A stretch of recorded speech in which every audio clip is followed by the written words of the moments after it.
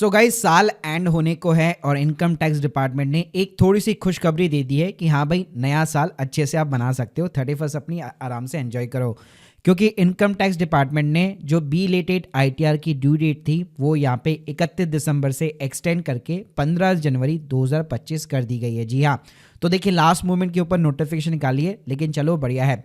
तो चलो ओवरऑल आपको मैं समराइज कर देता हूँ। वैसे इसके ऊपर मैंने 2 वीडियो ऑलरेडी क्रिएट कर रखे हैं, प्लस आप लोगों के जितने भी FAQs वगैरह हैं वो भी इसके अंदर वीडियो के ऊपर जो भी आए थे वो भी मैं इसके अंदर यहाँ पे रिजॉल्व कर दूंगा। साथ में यार स्टार्ट करने से पहले बताना चाहूंगा, अगर आप प्रैक्टिकली भाई आईटीआर फाइलिंग सीखना चाहते हो, टैक्स प्लानिंग भी सीखना चाहते हो, कैसे बचा सकते हो, अभी टैक्स रेट के अंदर भी काफी सारे चेंजेस आ चुके हैं, तो आप हमारे कोर्स के अंदर एनरोल कर सकते हो। ईयर एंड डिस्काउंट चल रहा है, link in the description box. तो भाई पहले तो देखो ड्यू डेट को आप समझ लो। बी लेटेड आईटीआर का मतलब ये था कि अप्रैल 2023 से लेकर मार्च 2024 की आईटीआर यानी असेसमेंट आपकी 24-25 की जो आईटीआर थी वो आपने अभी तक भरी नहीं है, ठीक है।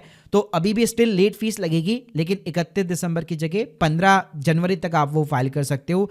3 लाख के नीचे इनकम है, 0 पेनल्टी है। 3 से 5 के बीच में है, 1000 रुपये की पेनल्टी है। ग्रॉस इनकम 5 लाख को क्रॉस करती है तो 5000 रुपये की पेनल्टी है। लेकिन बेनिफिट ये मिलेगा, अगर टीडीएस कटा हुआ है तो स्टिल आप टीडीएस वगैरह का भाई रिफंड वगैरह आराम से क्लेम कर सकते हो। और सिर्फ इतना ही नहीं कि बी लेटेड की भी एक्सटेंड नहीं हुई है, अगर आप मान लो अपनी रिटर्न को जो है रिवाइज वगैरह भी करना चाहते हो। रिवाइज का मतलब ये है कि लेट सपोज आपने ओरिजिनल आईटीआर जो है 31 जुलाई के पहले फाइल की थी, या 31 जुलाई के बाद में भी अगर आपने फाइल कर रखी है बी लेटेड, और मान लो उसके अंदर कोई मिस्टेक हो गई है, आपने कोई इनकम नहीं दिखाई, आपका टीडीएस छूट गया है या आपको डिमांड वगैरह रिसीव हुई है, तो स्टिल भाई आप 15 जनवरी तक आराम से अपनी आईटीआर को रिवाइज कर सकते हो।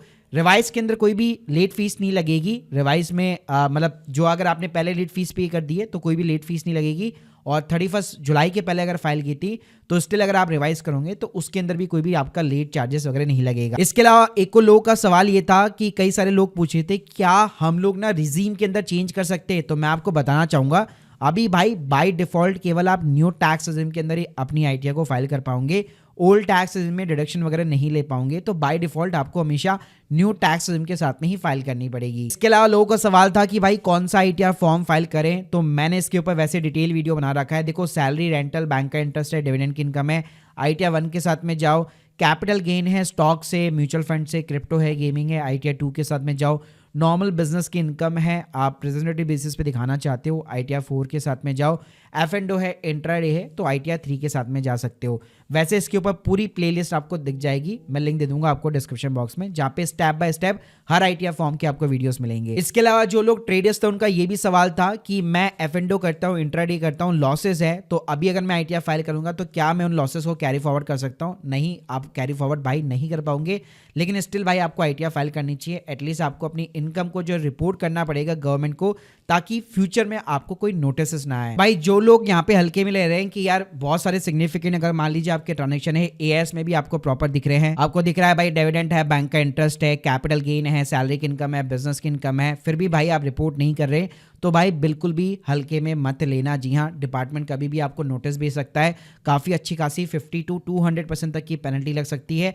और आप सोचियो कि जेल वगैरह कुछ नहीं होता, तो आप देख सकते हो रिसेंटली मार्च के अंदर भाई यहाँ पे एक वुमन ने आईटीआर फाइल नहीं की थी, 6 महीने की भाई जेल भुगतनी पड़ी थी। तो ये ना आपके पास में एक आखिरी मौका होगा 15 जनवरी तक, उसके बाद में आप अपडेटेड आईटीआर फाइल कर पाओगे, लेकिन कोई भी टीडीएस का रिफंड नहीं ले सकते। और वहां पे आपको भाई 25% से लेकर 50% तक की एडिशनल टैक्स लाइबिलिटी और पेनल्टी आपको भरनी पड़ेगी। और नील वगैरह की रिटर्न तो भूल ही जाओ। तो अगर 2025 में अगर आप मान लो अगर कोई लोन वगैरह लेने की भी प्लानिंग कर रहे हो ना, तो मेक श्योर करो भाई 15 जनवरी के पहले आईटीआर वगैरह आप फाइल करवा लो। So guys, hope you like this video, please subscribe our channel. अगर आप एक्सपर्ट के थ्रू अपनी आईटीआर फाइलिंग करना चाहते हैं या फिर हमसे सीखना भी चाहते हैं, all supported links in the description box. Thank you guys, thank you very much.